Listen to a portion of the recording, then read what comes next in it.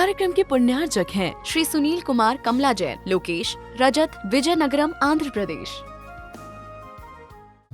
मंगलम पंच परमेष्टि मंगलम तीर्थंकरम मंगलम विश्वजिन्धर्मम मंगलम वीरशासनम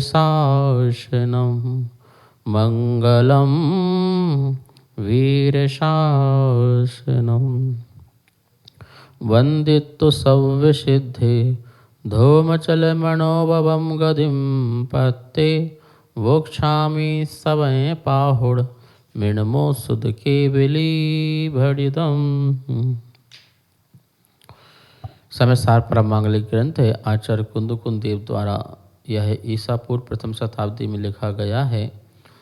यह द्रव्यानुयोग का प्रमुख ग्रंथ है। वर्तमान में भगवान महावीर स्वामी की वाणी को उन्होंने प्रस्तुत किया है। कुंदकुंद स्वामी ने 7वां अधिकार निर्जरा अधिकार जो है वो चल रहा है। निर्जरा अधिकार में द्रव्य निर्जरा और भाव निर्जरा। निर्जरा मतलब निर्जित होना, झरित होना। जो हमारे परिणाम हैं शुभ अशुभ उनकी भी निर्जरा हो जाए और जो कर्म है उसकी भी निर्जरा हो जाए। तो शुभ अशुभ भाव की निर्जरा हो जाना मतलब ऐसे भाव ही नहीं आना, ठीक है ना। और जो उसके निमित्त से हुए जो द्रव्य कर्म हैं उनकी भी निर्जरा हो जाए। कैसे भाव निर्जरा होती हो, कैसे द्रव्य निर्जरा होती, दोनों बात यहाँ पर कर रहे हैं। द्रव्य निर्जरा में देखा था सम्यक दृष्टि जीव जो इंद्रियों से अचेतन और अन्य चेतन द्रव्यों का उपभोग करता है वह सब निर्जरा का निमित्त है, उससे निर्जरा हो जाती है। सम्यक दृष्टि जीव जो है चेतन अचेतन पदार्थ द्रव्यों का उपभोग करता है ना, तो भोग करेगा। जो द्रव्य जो कर्म है उनकी क्या होगी, निर्जरा होगी। जब भी हम कोई भी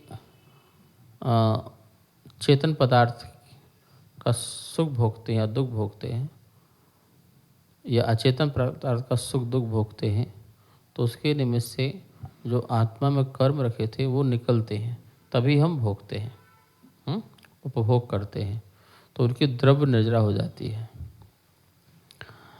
जो हमने कर्म बांधे हैं उनका अपनी स्थिति पूर्ण करके हमारी आत्मा से निकल जाना वो भी एक निर्जरा है। और एक वह है कि अपनी स्थिति पूर्ण न करें उसके पहले ही आत्मा से कर्म का बाहर निकल जाना, वो भी एक निर्जरा है। एक आकाम निर्जरा है और एक सकाम निर्जरा है। जो सम्यक दृष्टि आदि हैं वो सकाम निर्जरा करते हैं और जो मिथ्या दृष्टि है वो अकाम निर्जरा करते हैं। बिना इच्छा के कोई कार्य करते हैं वो अकाम निर्जरा होते हैं। सविपाक निर्जरा और अविपाक निर्जरा। सविपाक निर्जरा जो तो अपने समय पर पक कर के जो है निर्जरा होगी। अविपाक निर्जरा जो उसके पहले कर दी जाए वो अविपाक निर्जरा। एक तो होती है अपने समय में ही कर्मों को जाना और एक होता है कर्म को पहले ही पका करके उसको खिरा देना, एक वो निर्जरा होती है। ऐसी द्रव्य निर्जरा होती है। हमने यहाँ पर द्रव्य निर्जरा के बारे में 193 नंबर की गाथा के माध्यम से जाना था। अब भाव निर्जरा का स्वरूप पढ़ते हैं। 194 नंबर की गाथा है, उच्चारण करेंगे। दब्बे उपभुजन्ते नीमा जायदि सुहम वा दुखम वा तम सुह दुख मुदीर्णम वेदति अध निर्जरम जादि। दब्बे उपभुजन्ते नीमा जायदि सुहम व दुखम वा तम सुह दुख मुदीर्णम वेदति अध निर्जरम जादि। सुख दुख नियम से हो सदा, पर द्रव्य के उपभोग से अरे भोगने के बाद सुख दुख निर्जरा को प्राप्त हैं। द्रव्य उपभोज्यन्ते, द्रव्य कर्म के व वस्तु के भोगे जाने पर शुभम व दुखम, सुख अथवा दुख नियमा जायदि, नियम से उत्पन्न होता है। व और अदिन्नम, उदय में आए हुए, तम सुख दुखम, उस सुख दुख को वेदति अनुभव करता है। अतः फिर वह सुख दुख रूप भाव निर्जरम जाति निर्जरा को प्राप्त होता है।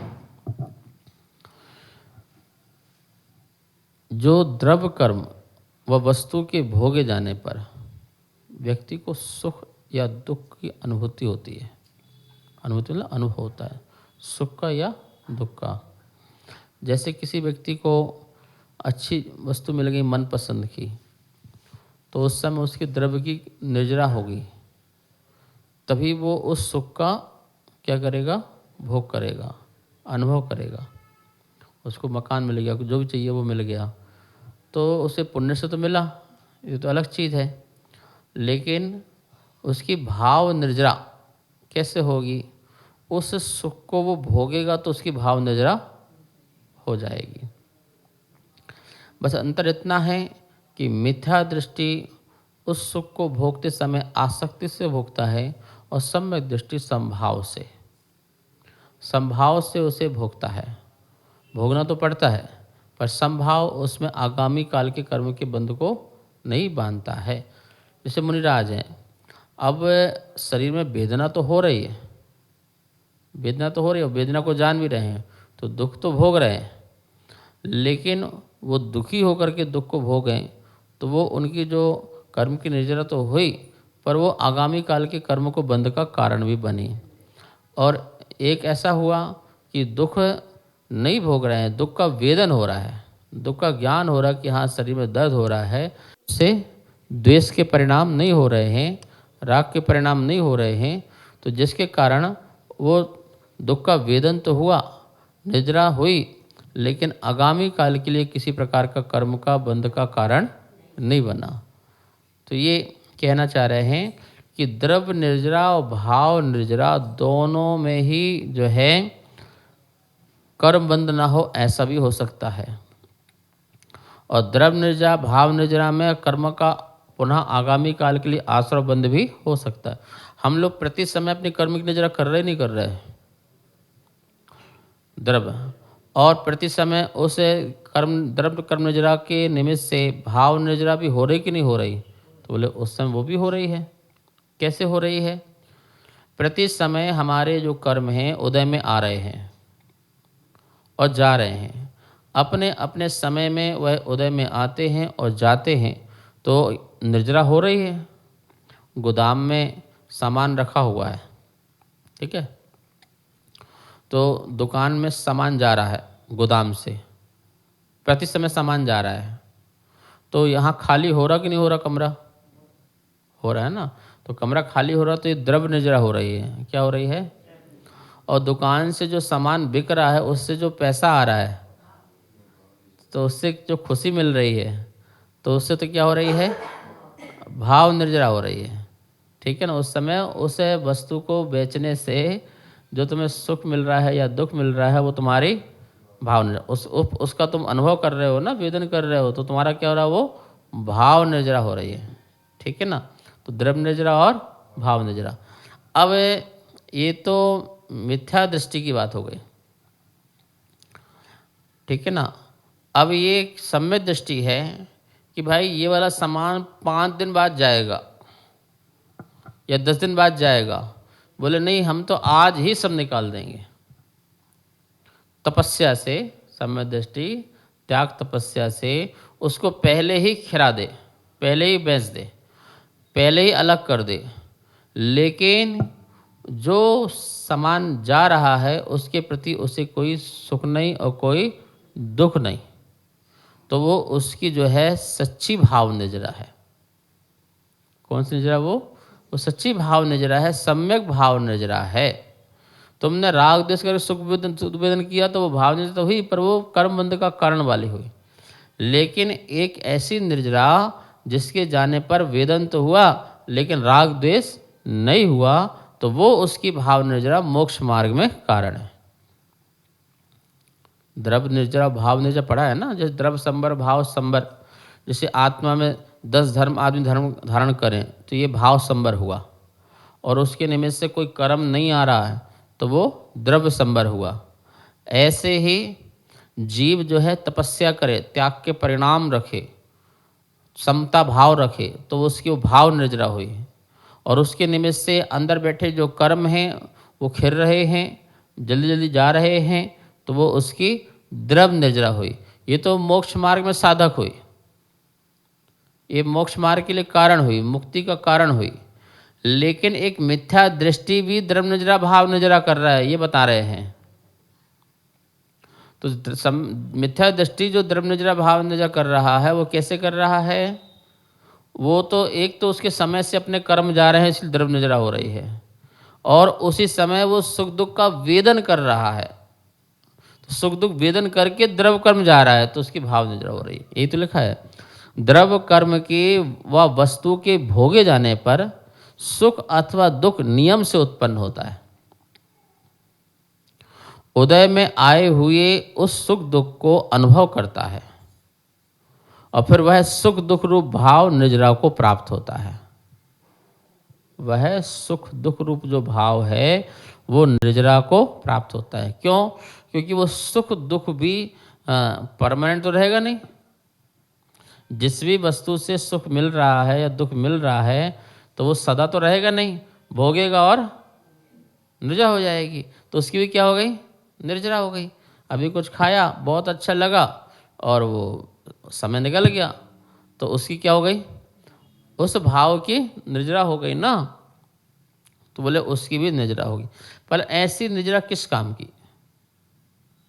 ऐसी निर्जरा तो हर संसारी प्राणी कर रहा है। हर संसारी प्राणी सुख दुख का वेदन कर रहा है और उसकी निर्जरा हो रही है, तो ऐसी निर्जरा किसी काम की नहीं है। कह रहे हैं कि ज्ञानी को भी सुख दुख का वेदन हो, लेकिन आगामी आश्रव बंध ना हो, तो फिर तो उनकी निर्जरा निर्जरा है। बंध पूर्वक निर्जरा नहीं होती है। बंध पूर्वक तो मोक्ष होता है, बंध हुआ पर अभाव होकर के मोक्ष, वो सही है। तो किसी ने प्रश्न किया होगा कि भैया सम्यक दृष्टि तो अभी खाता भी है, पीता भी, संसार में रहता भी है, तो उसकी भाव निर्जरा कैसे होगी? कैसे भाव निर्जरा होगी? अरे उसका भी द्रव्य कर्म का उदय आएगा, सुख दुख का वेदन भी करेगा, तो फिर उसकी भाव निर्जरा कैसे होगी? किस प्रकार से उसकी भाव निर्जरा हो जाएगी? तो इसी बात को बताने के लिए 195 नंबर की और 196 नंबर की गाथा है।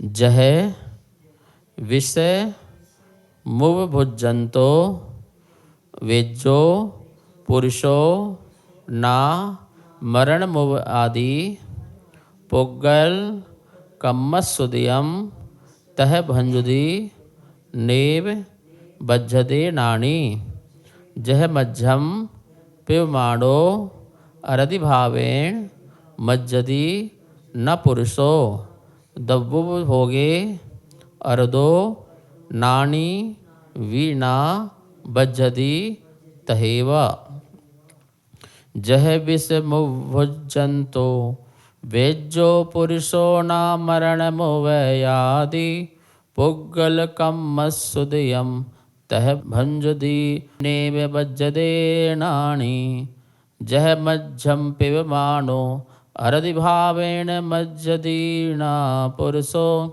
दब्बु भोगे अरदो नाणी वी बज्जदी तहेव।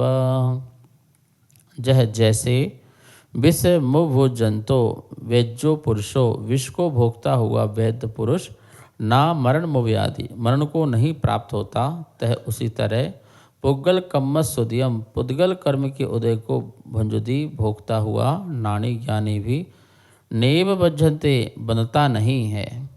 जहाँ जैसे पुरुषो कोई पुरुष मज्जम मदिरा को अरधि भावेण अप्रीति से पेयमाणो पीता हुआ मज्जदीर्णा मतवाला नहीं होता, तहे उसी तरह नाणी भी ज्ञानी भी दब्ब भोग अर्दो द्रव्य के उपभोग में विरक्त होता हुआ न बजती कर्मों से नहीं बंधता है। ठीक है ना। दो उदाहरण यहाँ पर दिए हुए हैं कि जैसे वैद्य है, वो विष को पिए तब भी ना मरे। क्यों? वो विष को इस प्रकार से कर देता है कि वो औषध का काम करने लगता है। विष भी किसका काम करता है?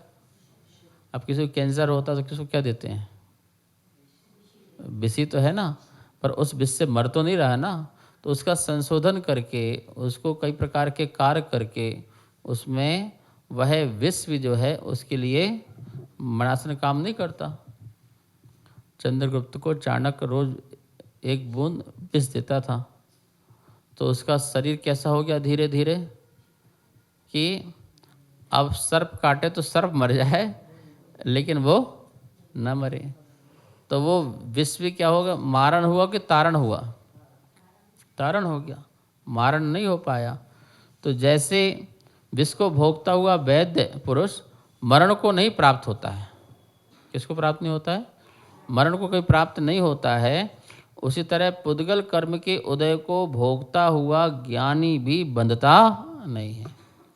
जो ज्ञानी है, जो सम्यक दृष्टि महामुनिराज हैं, उनके भी कर्म के उदय आ रहे हैं, बड़े बड़े कर्म के उदय आ रहे हैं, लेकिन उन सब कर्म के उदय आने पर भी जैसे वो वैद्य मरता नहीं है विष को भोगने से, ऐसी वो ज्ञानी भी उस कर्मों के भोगने से, कर्मों के फलों को भोगने से भी उनका मरण नहीं होता है, मतलब कर्म का बंध नहीं होता है। जैसे पाप कर्म का उदय आया और ज्ञानी पर उपसर्ग हुआ, तो उपसर्ग तो भोग ही रहे हैं ना, उपसर्ग तो भोग ही रहे हैं, लेकिन भोगते हुए भी वो बंध को प्राप्त नहीं होते।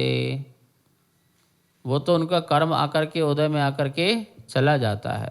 तो जो चला गया वो द्रव्य निजरा हो गई, और जो दुख का वेदन किया लेकिन उसको भोगा नहीं, वो उसकी भाव निजरा हो जाती है।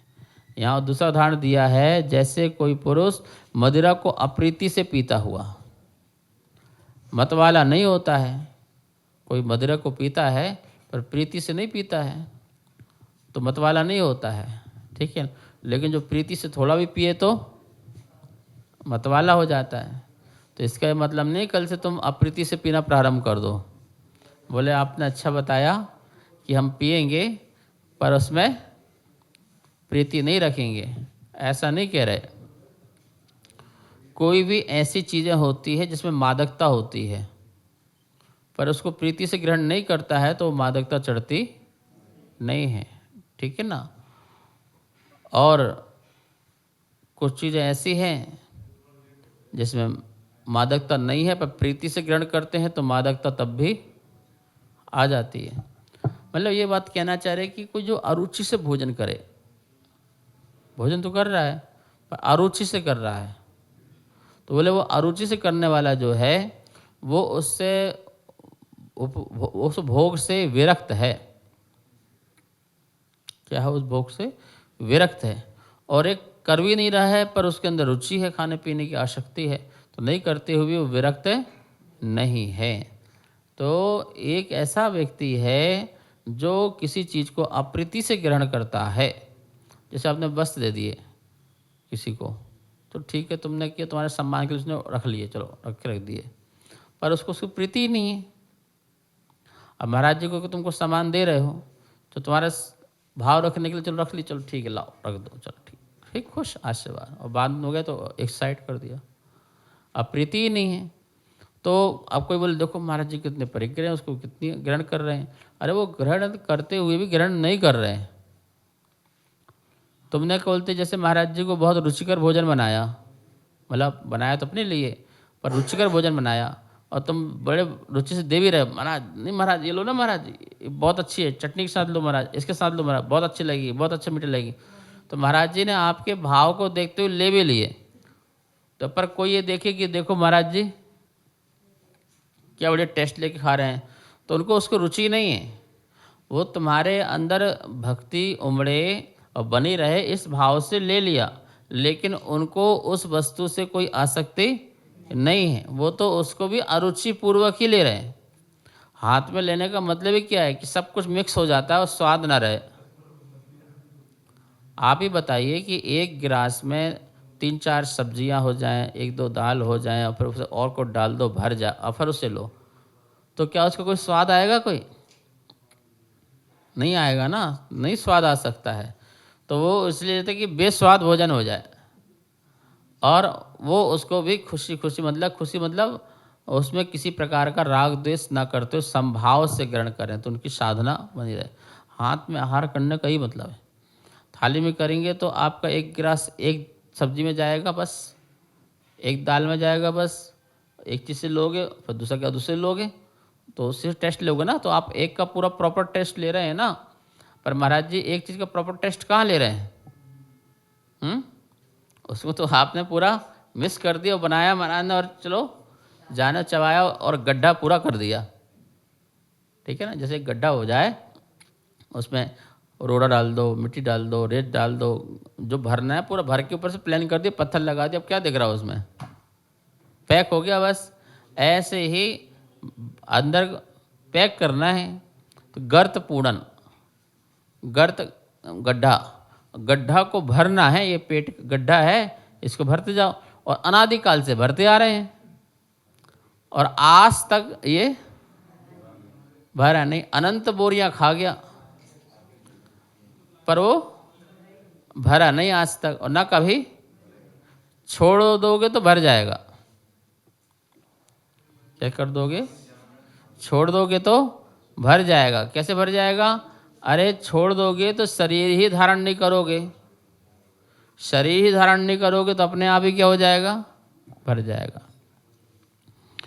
तो जैसे मुनिराज भोजन को अनासक्त रूप से लेते हैं, स्वाद नहीं लेते हैं, तो उनकी द्रव निजरा भी हुई और भाव निजरा भी हुई। क्या हुई? और इनकी ऐसी द्रव निजरा क्या कि पुण्य के उदय से उनका प्रगाहन हुआ, पुण्य के उदय से उन्हें आहार आदि मिला, ये तो उनकी द्रव निजरा हुई। और उस समय उनने भोजन का जो है उपभोग भी किया, तो वेदन भी किया, लेकिन संभाव होने के कारण, अरुचि अप्रीति पूर्वक ग्रहण करने के कारण उनकी भाव निर्जरा भी हुई। उस समय उनकी वो ज्ञान में थे। वो किस में थे? भेद ज्ञान में थे, और भेद ज्ञान के बल से उन्हें कहीं किसी प्रकार का राग द्वेष पैदा नहीं हुआ। ये अच्छा है, ये बुरा है, ऐसा राग द्वेष पैदा नहीं हुआ, जिसके कारण उनकी बंधन संसार का जो होना था उनको वो नहीं होगा। तो वो उनकी सच में ज्ञान शक्ति के कारण ऐसा होता है, ज्ञान की शक्ति के कारण ऐसा होता है। यदि आपकी ज्ञान की शक्ति अच्छी हो, भेद ज्ञान की शक्ति अच्छी हो, तो उसके बल से प्रत्येक कर्मों को भोगते हुए भी भोगा नहीं जाए, ऐसा हो सकता है। जैसे कुछ लोग बहुत लोग ऐसे हैं, घर में रह रहे पर घर से विरक्त हैं, परिवार में रह रहे पर परिवार से विरक्त हैं, उन्हें किसी प्रकार से किसी पर राग नहीं है, किसी पर द्वेष नहीं है, तो वो अपने लेवल में रह करके भी निर्जरा कर रहे हैं और करते हैं। जो प्रतिमाधारी हैं, जो व्रती हैं, वो भी घर में रह करके अभ्यासी सन्यासी बन करके वह भी कर्म की निर्जरा करते हैं।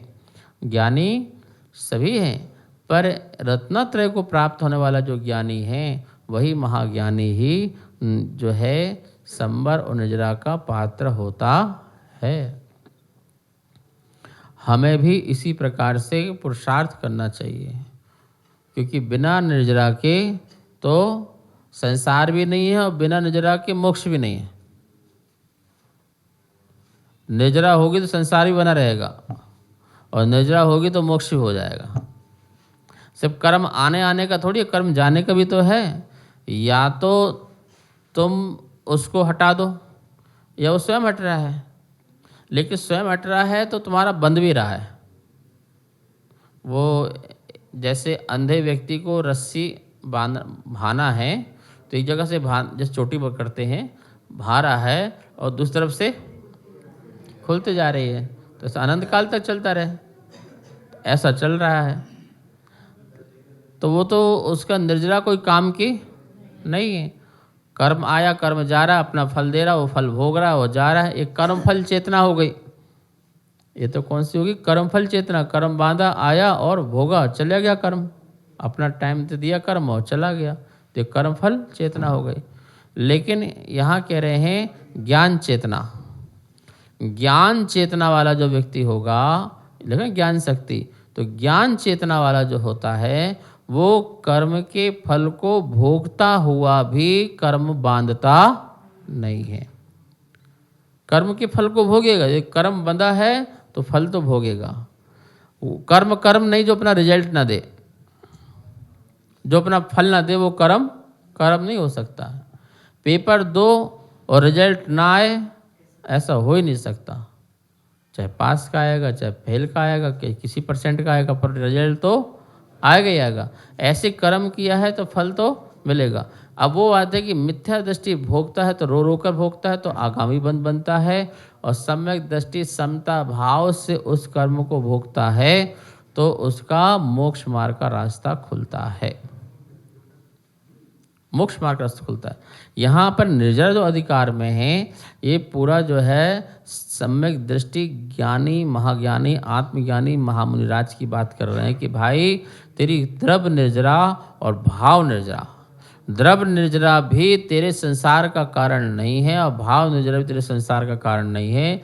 तेरी द्रव्य निर्जरा, भाव निर्जरा मोक्ष का कारण बनती है जब तू कैसी स्थिति कर लेता है, उस वैद्य की तरह कि जो विष खाते हुए भी मरता नहीं है, उस शराबी की तरह जो अप्रीति पूर्वक मदिरा का पान करता है पर उसको मद चढ़ता नहीं है, उन मुनिराज की तरह जो भोजन करते हुए भी स्वाद ग्रहण नहीं करते हैं, उन मुनिराज की तरह। तो इस प्रकार से जो सब में रहते हुए भी सबके प्रति आसक्त नहीं रहता है, राग द्वेष नहीं करता है, ऐसा जो ज्ञानी है, ऐसा जो त्यागी है, वह जो है अपनी आत्म साधना, अपनी ज्ञान शक्ति के बल से द्रव्य निर्जरा और भाव निर्जरा करता है। ठीक है। और इन्हीं द्रव्य निर्जरा, भाव निर्जरा के बल से जीव को मोक्ष की प्राप्ति होती है, और कोई दूसरा उपाय नहीं है। तो कैसे करें हम द्रव्य निर्जरा, भाव निर्जरा? तो तपसा निर्जरा च, जो 12 प्रकार के तप कहे गए हैं, उन 12 प्रकार के तपों के माध्यम से ही हम द्रव्य निर्जरा, भाव निर्जरा कर सकते हैं। शेष विषय कल। जावाणी के ज्ञान से सूझे लोकालो, सोवाणी मस्तक धरू, हे जिन वाणी भारती तो है जपो दिन रेन, जो तेरी शरणा धरे सो पावे सुख चैन। सबको बहुत बहुत मंगल आशीर्वाद। इस कार्यक्रम के पुण्यार्जक थे श्री सुनील कुमार कमला जैन, लोकेश, रजत, विजयनगरम, आंध्र प्रदेश।